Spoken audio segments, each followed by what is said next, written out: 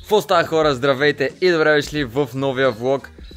Беше ми залипсвало малко така да снимам и аз едно влогче, защото последните 2 седмици не съм снимал влог, даже това интро го снимам вече за 10-ти път.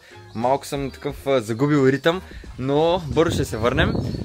Днес влогчето ще е по-кежуал, ще ви разкажем малко как минава един наш ден и как всъщност е живота ни вече, когато имаме пуснат бранд, какво се променя, какво трябва да знаете, какво не трябва да знаете.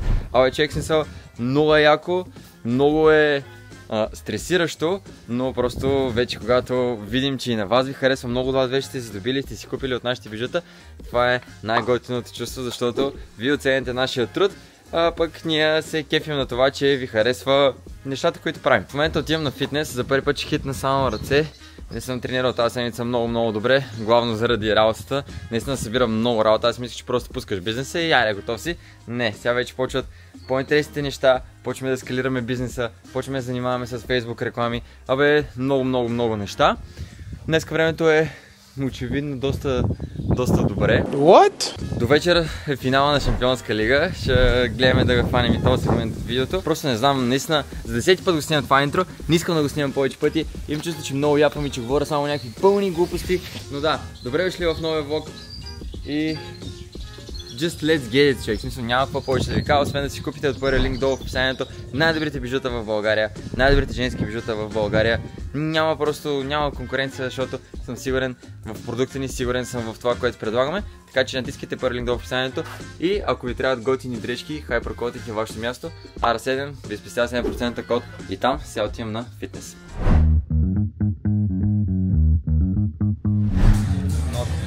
Малкия войник.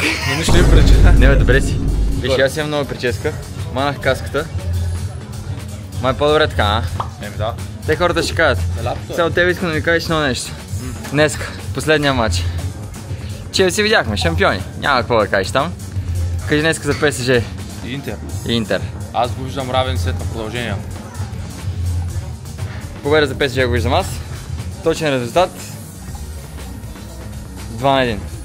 Сега в ПСЖ най-вероятно ще вземат. Не знаем. Така си мисля. Днес тренираме неговата тренировка. За първи път ще тренирам аз ръце. Да, за първи път ще тренирам ръце. Ще видим какво ще стане. Дали ще има по-голяма баница от тази накрая. То не е много трудно, ама... Айде да отпази, бе, чия. 100 протеин от кофта. Как така, бе, брат? Да разкажем на хората какво стана? Да. Разкажи им. Вчера прибирам се от фитнеса, гледаме така наляво супер случайно и намерих цяла кофа протеин в кофа за букук. Пише откраднал кофа протеин от кофа за букук и днеска е пил.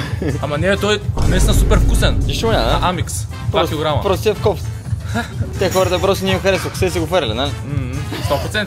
Моля ви, не правете като него в никакъв случай. Просто влезте в сайта на MyProtein и си харесайте от най-добрите протеини в целия свят. Заедно с нашия промокод JACKYRMP спестявате до минус 37% отстъпка. Сега ще видим тия 30 смити за рамо. Аз толкова правя гърди. Ако върват, значи е от протеина.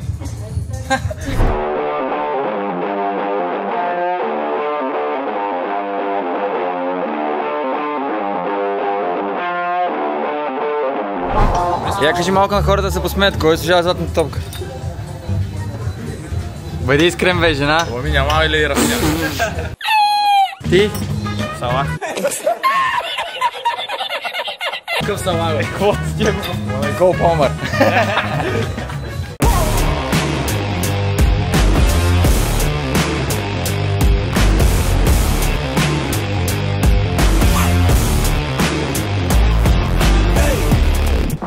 Бати Ванко, гледай си упражнение. Ставам ти персонал коуч, брат, той гърмиш. Това преди мен е брутално задно рамо. Я покажи на хората сега как се прави.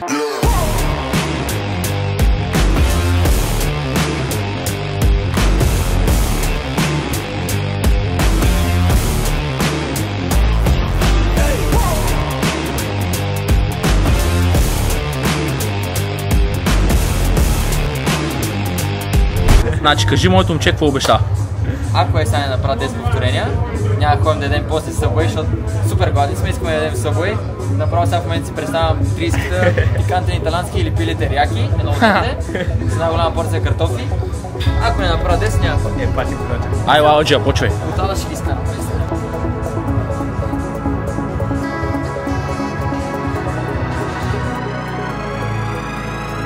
Почини малко.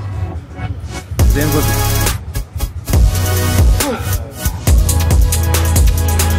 Вземем въздух хубаво. Решаващо, давай.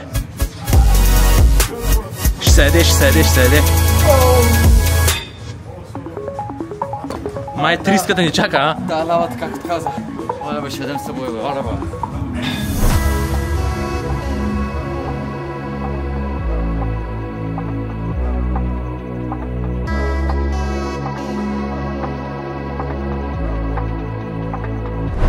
Какво правиш, бе, приятел? Какво правиш? Ти коса нямаш? Мисля си така да се делам. Шо? Не е Защото зле. 10 години съм бил с бъска. Айде съм пукнал отгод, мая. Направо нямам търпение. Оп, не сме тук. На следващия.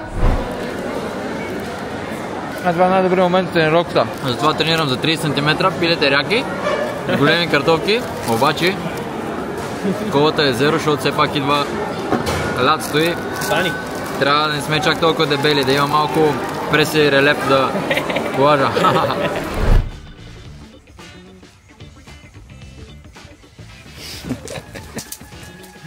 We are back home, дами и господа.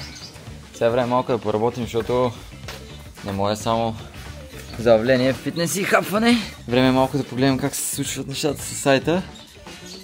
Една много интересна история, веднага ви казвам.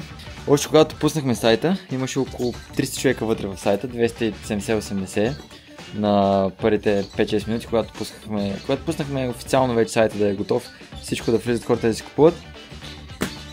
И вашия човек, бат Иван, беше забрал да цъкне на хората да си купуват нещата с наложен платеж и примерно 70-80% от хората просто излеха от сайта, защото те не могат да си поръчат, защото те повечето хора не поръчват с карта, поръчват с наложен платеж. И да, това са някои от нещата, които минаваше така като супер малки неща, които просто си забрал, просто си изпуснал, но ти изпълват абсолютно всичко.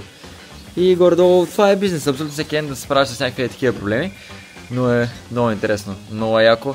Най-опияняващия и готин звук е когато чуеш чичинг от Shopify саунда, в който вече някой си е поръчал и някой очаква нещо от продукта, който ти толкова време си го градил, толкова време си мислил и си се потил за него и най-накрая той вече трябва да отпътува към клиента, към крайния купувач, който ще го оцени дали работата си е заслужавала или не.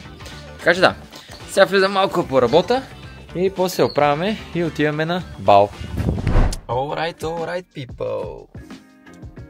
Това е аутфитът ми за днеска. Офлайтките, черно поло, черен панталон.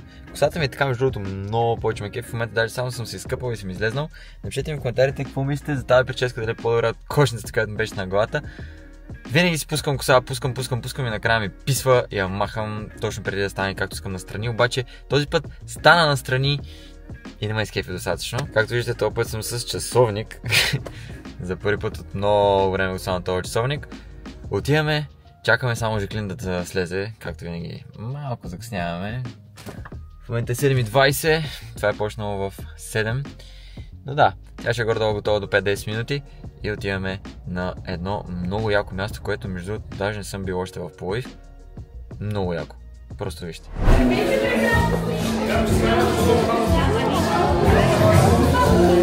Заповядай, завършване. Аз къде ще сложи до мене? Цялата рода е така. Всичко е тук, да? Чай, че си не само усмивката. Има оляка, още не съм пил нещо. Много секси е.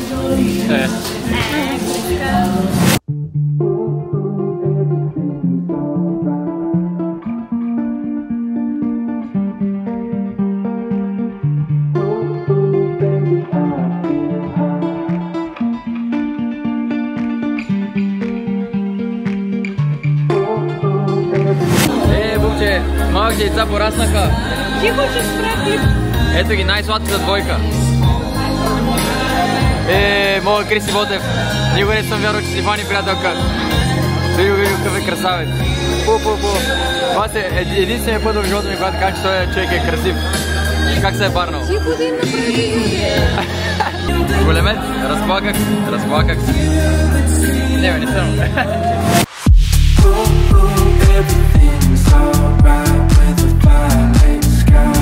Ето е малката бизнес дама.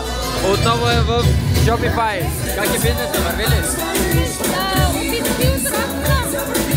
Върви ли какво описанието? Днеска е безсмъртен.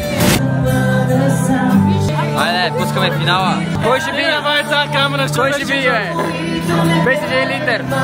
Болет пара е. Реал Мадрид.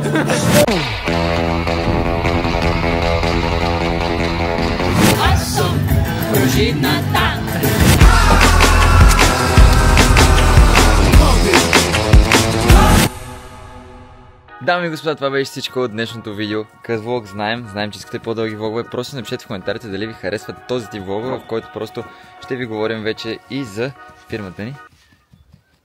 Тук това се чеши лудия. За всички от вас, които са стигнали тук до края на видеото, важи една оферта, специална, тайна отстъпка в RockShix. Точно сега, дами и господа, влизате в сайта на RockShix и си поръчате каквото си поискате до 3 юни с тайна отстъпка. Може да си вкарате колко си искате продукти на касата и там ще разберете колко е голяма вашата отстъпка. Само ви казвам, че оферта не важи за един продукт или два продукта. Може да вкарате, ако искате 10, 15, 20 продукта. На абсолютно всичко ще имате отстъпка, така че влизай от RockShix в първият линк долу в описанието и си поръчвай. Не бяхме Арамаза и Жаклинчето. Да си представим, че Йорго е Жаклин. Така че, дами и господа, до следващото видео. Йорго, дай целувка.